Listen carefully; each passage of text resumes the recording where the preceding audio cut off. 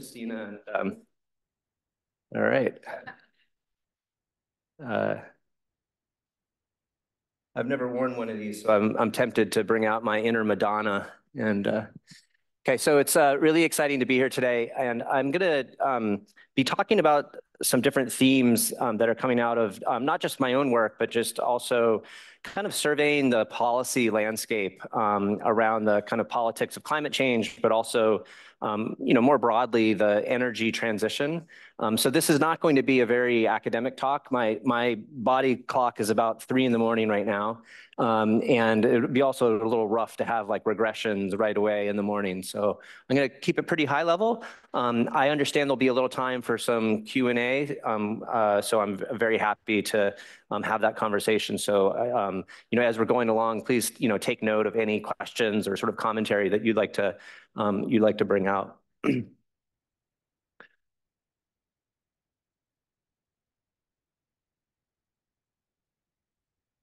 Let's see.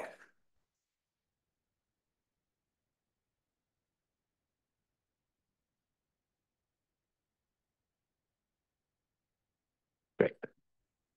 So the themes that I want to talk about this morning are really at the intersection of policies that we're making around climate, and in particular, really thinking about energy policy, trade, so good old international trade, but also then finance, right? So the flow of capital. And this intersection, it's become much more of a conversation recently. Certainly, there's a lot of policy thinking going on right now that wasn't even present even a couple years ago. The scholarship in this space is relatively sparse, at least in political science, which isn't to say it doesn't exist. So if you're working in this area, I didn't call you sparse. I just meant that there should be more of you, not less of you. And I think it's really important to recognize that this type of work right now definitely has the ability to inform policy discussions. So this is not an area where you could be kind of fiddling on the side and think that like, no, this doesn't really inform maybe what policymakers should be thinking. They're actually desperate for this. Now, of course, if we take climate out here, there's actually a pretty rich academic history. So we're in Europe, so earlier on, there were big debates about environmental issues that intersected with trade in pretty direct ways. So beef hormones, the US was all into pumping up our cows with all sorts of stuff, and the Europeans less so, and we wanted to sell our beef to Europe. And all sorts of things came from that. Actually, the very first academic project I ever did was about something called antibiotic growth promoters. This is this idea that if you feed chickens fluoroquinolones, which is a type of antibiotic, or pigs penicillin, it turns out they grow faster, right? And so the European Union, under the precautionary principle, actually banned the use of antibiotic growth promoters. And this was way back in like the mid-1990s.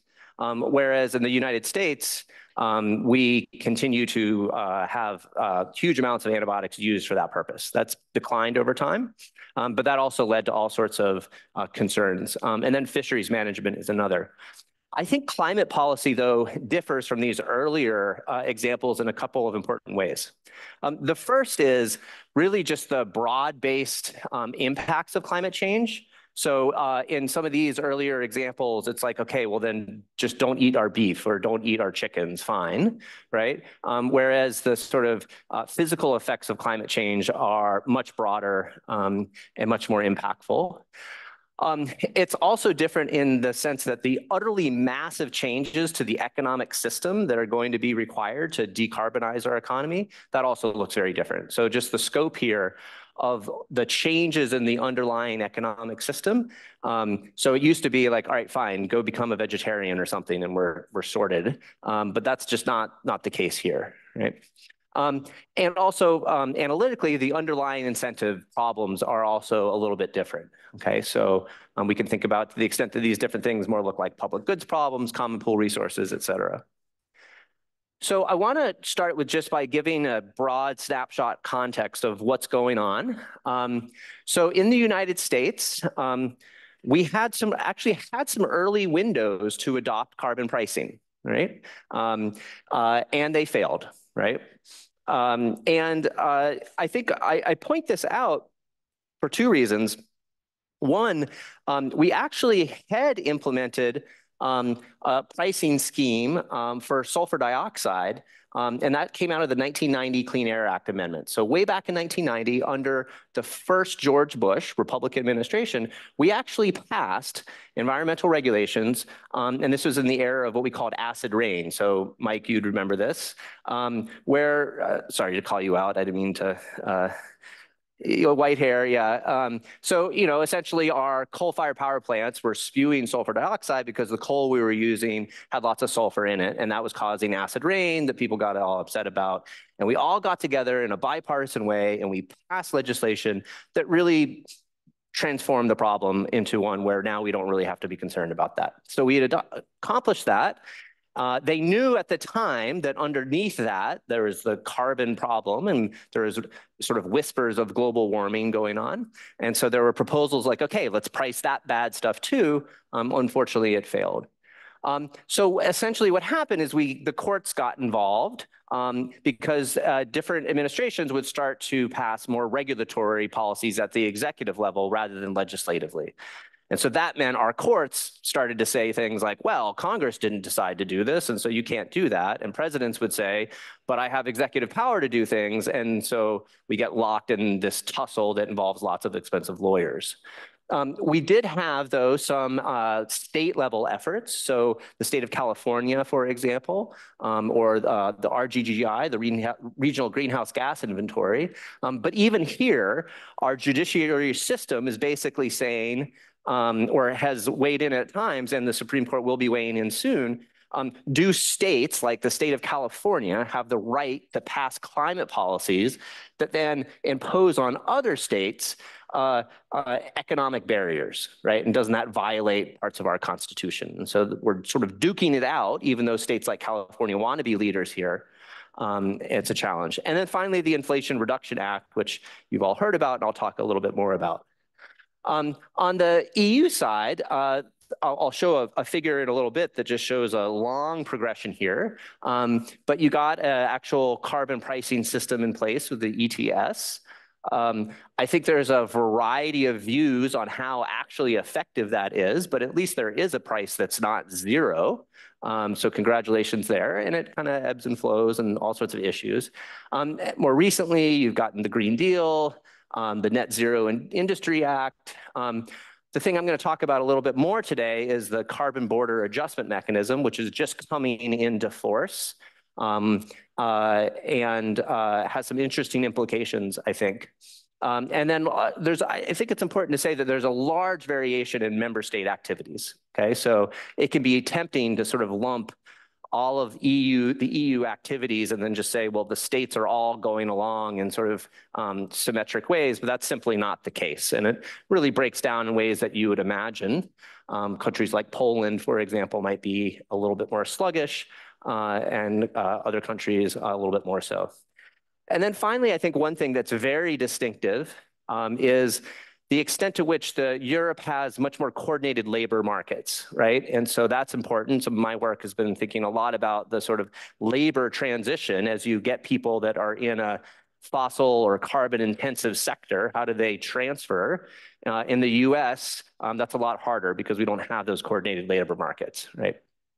And that I think has pretty deep implications for the politics of it. So let me talk a little bit about the Inflation Reduction Act as a mechanism to talk about US-EU relations. So we passed what was considered to be the first major climate policy in some decades, and it didn't have the word climate in the title. Okay, and that should tell you everything about the politics of this, right? It was nominally to help cure inflation. There's a big part that was about overhauling some of our medical system. So you can see there, a big chunk of the funding is around healthcare. But nonetheless, it was able to have these gigantic parts that were about energy as well as more directly climate policy. And so this is something now where we're trying to jumpstart or reinvigorate our decarbonization efforts in the energy sector, okay? So let's unpack a little bit of this. So it was passed in a way that really limited what we could do with that policy, something called budget reconciliation.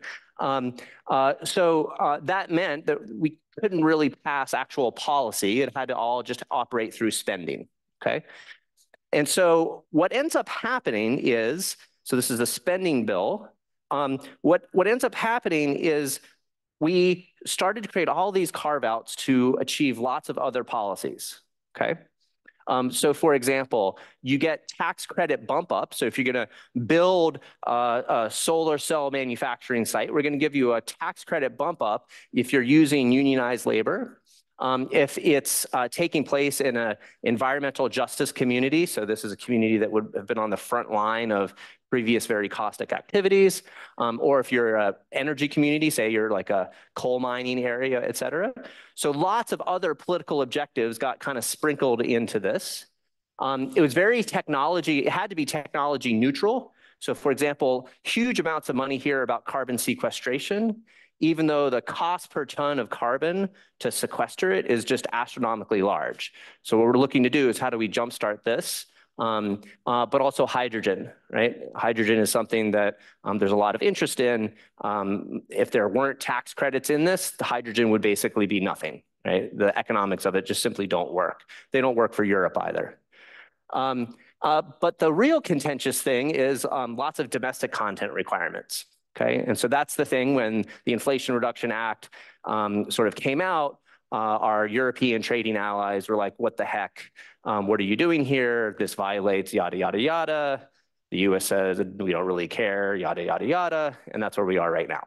Okay, so lots of domestic content requirements if you want to get all of these incentives and provisions, et cetera. One of the things that's the reality here, we're still figuring this out. Right? So it's tempting to think that once you pass a law, it all sort of unfolds great, but that's not the case. We're still figuring out. A common question I ask is this going to pay off electorally? Well, one question you would want to ask, are these creating good jobs? Okay. My recent book about the sort of clean energy transition points out that a lot of jobs in clean energy aren't good jobs, right? They don't pay well and they don't last long. So the joke is, what does maintenance look like on a solar panel field? Does anyone want to guess what maintenance looks like? So once you've installed it, okay, that was a good job, maybe.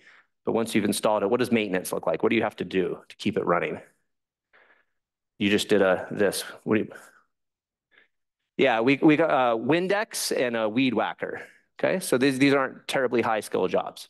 Okay, some manufacturing jobs are, but like the big question will be, are these actually good jobs? Right? And that's by no means clear. Is this a good investment? One of the problems we're having is actually getting money out the door. So there's all this money. The Biden administration wanted the electoral returns that spending money sort of does. But there's this something called Solyndra, which was a earlier project, a solar panel manufacturing project that failed as part of a earlier loan program. And so now the Department of Energy is so concerned to hand out money because they don't want their projects to fail because of the political backlash of Solyndra. And as a result, they're having a hard time getting money out the door, right? So a big question will be, will the Biden administration get any kind of political traction from this? Most of what I've seen, including some polling data that I've done, suggests no. This is going to be a big nothing burger in most places for the Biden administration. So you could think about what does that imply about the future of the Biden administration after this electoral cycle. This is a map of where some of those investments are going. And so it gives you a sense of, for example, that cluster up there, that's where our automobile manufacturing sector largely is. Right? So they're trying to pump money. These are also swing states. And so if you're going to see any action, it's going to be in places like Michigan. Right? Here's a stark reality about the US context, though, that I think is relatively underappreciated, both within the US, but also outside of the US. This is the share of state and local revenue, so state and local government revenue, that comes from the extraction of oil, gas, and coal. Okay, so this is the United States. So we have a number of states that, upwards of like 60% of the revenue for the state and local government comes from the actual extraction of the things that we're trying to decommission. So electorally, doing away with this stuff means we've got to figure out what do we replace it with. And all the estimates that I and others have looked at suggest that renewable energy won't do this, right?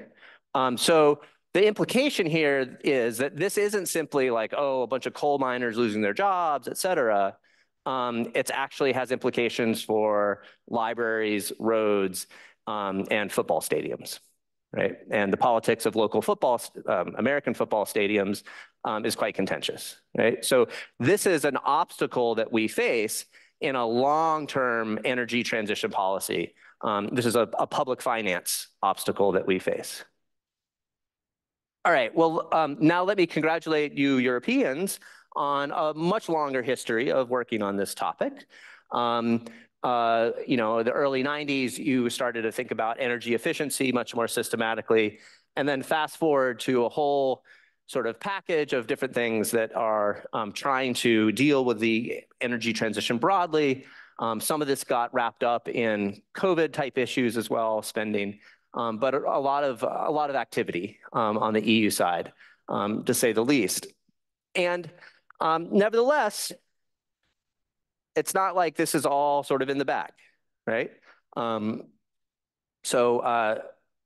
I've got to say that these agricultural protests have been absolutely hilarious to us Americans, with like dumping manure. I mean, just the symbolism is just out of control, entertaining. I'm sure it's might be sad, et cetera, for some of you, but it's pretty amusing. And then most recently, as has been broadly covered, Green Party is really suffering in the European Parliament elections, unclear what will happen in France, so on and so forth. So the point here is like, yes, congratulations, but we're talking about a decades-long process that it takes to transform these economies, not something that, is 5, 10 years, pass some programs, and then we're off to the races. And so I think it will remain a very open question, the extent to which the EU can hold in place some of these things. And why is this? I mean, it's really not a political thing at some level. It's just because a lot of these policies are expensive. It really just comes down to that, right? For the farmers, it's a lot less expensive to farm using artificial fertilizer intensive practices than it is other practices. It really basically comes down to that. So what are the implications for transatlantic, perhaps stagnation, cooperation, or competition? So I already laid out some of the domestic headwinds that we see that are on both sides, and they are very similar. What will be the nature of industrial policy that the US is pursuing? Is that going to be something that is compatible with European trade interests? What will the new geopolitics of energy be, especially with Ukraine and the rise of US natural gas, the rise of the border adjustment mechanism, and then climate finance for the global South? And the remainder of my comments will be about these topics. Okay, so on in industrial policy, which the Inflation Reduction Act, so this is active intervention by the US government into the economy. I think that initially there was a lot of, we really hate this. What's going on, guys? But right now it's kind of a wait and see what happens. There has not been quite as much of a wholesale shift of, say, European manufacturing over to the US. But I think a lot of that is to be determined. These are large, pretty capital intensive decisions. So it's going to take longer than a sort of a 1 to 2 year electoral cycle to play out. I think it'll be very interesting to see, are there going to be certain sectors where you'll actually see cooperation in industrial policy due to things like more integrated supply chains, for example, right? So I think, analytically, one of the things that we could look at is where are we competing and where are we cooperating, and how does that have to do with the nature of the sectors under which it's operating? And then a big question is, will China be a transatlantic unifier or divider, right? Given China's own industrial policy, et cetera. And so obviously recent visits to France and elsewhere That'll be something to, is that going to help unify or divide across the Atlantic? Natural gas. Okay, so we had the fascist invasion of Ukraine, and basically saying, Europe, we need to cut off our gas addiction. But congratulations, you traded your addiction to Russian gas for US gas in the form of LNG. So ours is the better stuff. Okay, and that transformation has been profound, right? So on the right is the Russian share versus of gas inputs versus LNG. And as you can see, that's basically coming from the US. Qatar has increased, but a little bit, but really you're just shipping in a lot of LNG. And what does that mean? Okay, great. You've been able to diversify, and natural gas is has a lower carbon ultimate profile, although I'll talk about some nuances there. But is that something that is going to be good for the politics of EU-US relations or bad, right? And I've seen both sides. I've seen, for example, people actively promoting like a new round of conspiracy theories that are more about, oh, well, the US blew up the pipeline in order to hook Europe onto our natural. I mean, I wasn't involved, but that's what people are ruminating on. And furthermore, this is a more cooperative side of this. Will European policies around methane emissions actually be a forcing function for the US to decrease its own methane? Right, so that's like a cooperative side of this that could happen. And we've already seen this. So for example, France had basically was having Qatar and the US bid on LNG, and the US won because we would agree to less methane emission as part of our production process, and Qatar was a little bit less willing to do that. So let me come to the carbon border adjustment mechanism, and let me just actually do a poll, because this is like a transatlantic data collection exercise. How many of you have heard of CBAM? Okay, so about 30%. All right, interesting. In the US, when I do that with students, it's probably about 5%. Okay, so that's, you're winning again.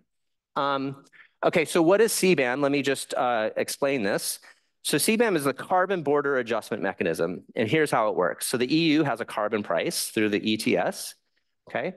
And so the problem with that is that we were Europe was kind of exporting its carbon pollution because you couldn't produce it in Europe because you'd have to pay a price on that.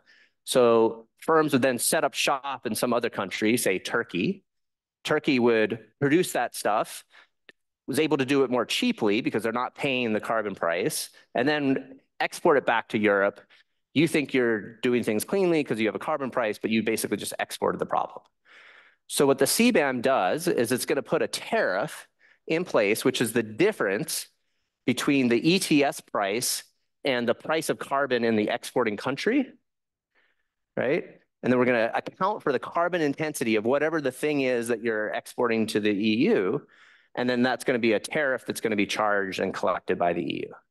Okay, so that's basically how it works. Now, it's only across a finite number of sectors. So cement, electricity, fertilizer, hydrogen, iron, steel, and aluminum.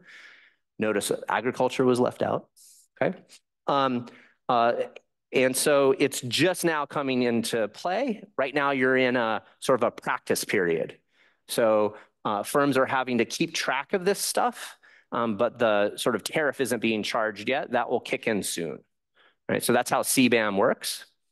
The UK has adopted a CBAM that basically works the same way, okay? The US, in Congress, there have been some CBAM proposals. Interestingly, one of them didn't involve a US carbon price. So they basically looked at the EU CBAM. It's like, oh, that's clever. But we don't want a carbon price. So that's an actual tariff in the traditional sort of just a trade protectionist tariff really aimed at China, right? But there is interest in the US adopting a CBAM type mechanism, in part because it now wants to compete with Europe. And so I think that this is kind of an interesting phenomena. In political science, we call this policy diffusion, right? Are things like CBAM going to cause other countries to essentially have to adopt a carbon price in order to remain competitive internationally? Right? And so that's a policy diffusion type argument. And so I and some grad students have some work on that. However, one wonders, is like carbon the place where this will actually start? It could be that methane, natural gas is the sort of marketing word for methane. Methane could be a place where we could get transatlantic cooperation earlier. And the reason is that the US has actually now adopted a system for pricing methane emissions. And this is actually a bipartisan thing. And the curious thing you might ask, like, well, how come we can get a price on methane but not carbon? Well, methane is actually the stuff that you want to sell anyways. This is just like wasted profit. So your large oil and gas companies are sort of into cutting methane emissions. As I was putting together these slides, Google in the background was like updating what sort of ads it should show me. And so this is an ad from BP saying it's time to cut methane emissions and federal regulation will help, right? This is a marginal abatement cost curve, basically showing that for like huge amounts of the natural gas market, it's actually just profitable to clean up your act, okay? Methane is a much worse greenhouse gas in the short term, like much more forcing. It decays faster than carbon, but in terms of effects in the next 5 to 25 years. And then finally, something that's really interesting, again, this is kind of the political economy perspective on this. We've now got really great satellite technologies that can fly over places and detect emissions. So actual point source emission and quantification through satellites. And so if you think about, your sort of monitoring and enforcement side of institutions, methane is something where we're going to have a much clearer sort of ability to do that, right? And so given all of these things, sort of a policy diffusion perspective, in my opinion, would suggest we might get cooperation across the Atlantic on methane before we do on carbon. Now, will this work? Will you get this policy diffusion? So that's a big question. One of the questions is, will the EU actually start to invest in making this policy diffusion work, right? Or will they just sort of idly stand by? As I mentioned, the US Congress is considering some of this. But what does this mean a little bit more broadly? And so this is a working paper I have about these diffusion questions. And a big question here is, well, what will this mean for like the rest of the world, right? What will this mean for the global South, for example? The developing world impacts here, I think we really need to be considering. In the EU, when you were passing CBAM, there was actual discussion. Oh, well, maybe we should, when a sub-Saharan African country is having to pay this tariff, maybe we should take that money and give it back to them, for example. Or other kind of revenue recycling schemes. All of them were basically killed for a variety of reasons. So the EU decided not to do this, to the great chagrin of developing countries, right? And one of the things that we argue is that actually for these policies to diffuse, you're going to have institutional capacity. So it's all great that like Switzerland or France or other EU countries who already have institutional capacity to put in a carbon pricing scheme. All right, but now take yourself to a country that has very little institutional capacity. How are they going to do that? Like, how exactly is that going to work? And furthermore, are there going to be incentive compatible mechanisms in place such that European firms actually invest in their supply chains in order to see this happen? And that's a big open question. Will firms, how will that actually work? This is just some of the equations that these countries are going to have to keep track of, that firms are going to have to keep track of in order to comply with CBAM. This is just to suggest that institutional capacity is like a real thing here, right? This will be something that will be a challenge, and whether the EU is going to help other countries that don't have that institutional capacity do this is a question. But there's also a big geopolitical backdrop here. So this is good old Bjorn Lomborg. Some of you might remember some of his shenanigans in an op-ed in the Wall Street Journal. And he writes, as rich countries attempt to export the cost of climate policy to poor countries through carbon adjustment taxes, they will further drive a wedge into an already fractured world. And the argument here is basically all of these policies that are externalizing these things on developing countries is just going to drive those developing countries further into the orbit of China and Russia. Right? So there's a geopolitical backdrop to all of this that is an artifact of the kind of hopeful view of policy diffusion, but if you don't do it right, it creates a wedge. And so this brings me to some, things that I've been working around with climate finance. Basically, we got a bunch of we got all the developing countries to sign on to things like the Paris Agreement, but we also told them we'd give them $100 billion a year. And we're not really doing that. And furthermore, to the extent we are, most of it is in the term of loans rather than grants, right? So they're kind of mad. And, quite frankly, none of this is surprising to me. Early in my career, I studied foreign aid, right? And foreign aid is pretty hard to get out the door. This is a type of foreign aid. It just happens to do with saving the planet rather than saving individual people and whatnot. And so, what are we going to do here? Like, these gaps are substantial. One idea from the foreign aid literature is we actually think about more joint partnerships between donor firms and recipient countries. And for some of you who might have studied foreign aid, there's some consternation about that. It sounds like tied aid. But quite frankly, as a scholar of foreign aid, the thing that tied aid did was it helped provide a domestic political foundation to actually getting it out the door, right? So will US firms benefit from climate finance transfers as a mechanism to shore up domestic political support in donor countries?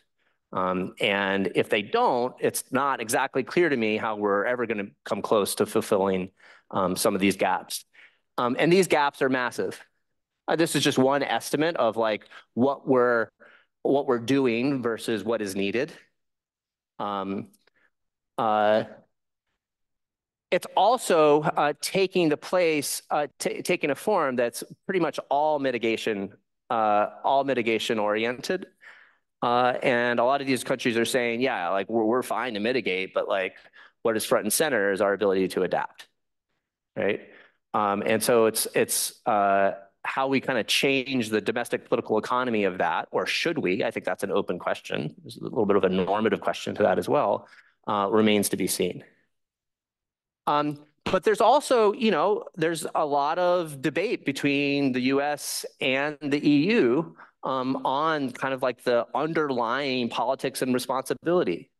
So there was in recent climate finance negotiations between the US and the EU and the developing world, there was like literally people getting upset about the placement of a comma, because the placement of a comma had some implication for whether there was a responsibility. The EU said there is a responsibility to do this, and the US is like, maybe. Right? Well, not so much. We'll put a comma here. And so this is something where the nature of responsibility for a problem that we all created will continue to play out. However, just to kind of put things in perspective, there's not much flow of capital compared to all the other stuff that our economies generate. So this is small. This is an opportunity, but nonetheless, we're stymied here. So a couple of concluding comments. First, I think there are lots of opportunities in this space of climate, trade, and finance for both political scientists and economists, or whatever we call ourselves. There are both domestic challenges, but also sort of more international and geopolitical challenges here, right? A big question I think on a lot of people's mind is the anti-China turn. Like literally one of the only bipartisan things in DC right now is like anti-China, right? And yet when people ask me like who or what is responsible for the mitigation that we've seen to date, it is China, and essentially China driving down the cost. It's cost, driving down the cost of things like solar panels. And now EVs, so on and so forth. So this is a classic kind of political conundrum. Like we have consensus over, well, China, they were subsidizing their industries, driving out our own. They drove the cost down, but we want climate policy, so what's going to give? Right? So that's going to be a big question. Will domestic politics create more barriers, and soon? I predict they will. Right? I predict they will. This is not going to be an easy slog in the coming years for domestic political reasons. And more broadly, what are the mechanisms going to be that we can tie hands for the long term and create sustainable coalitions around climate policy? So how do we create credible and durable climate institutions? My recent book, Uncertain Futures, is sort of all about kind of the credible commitment problems that are around all of these types of issues.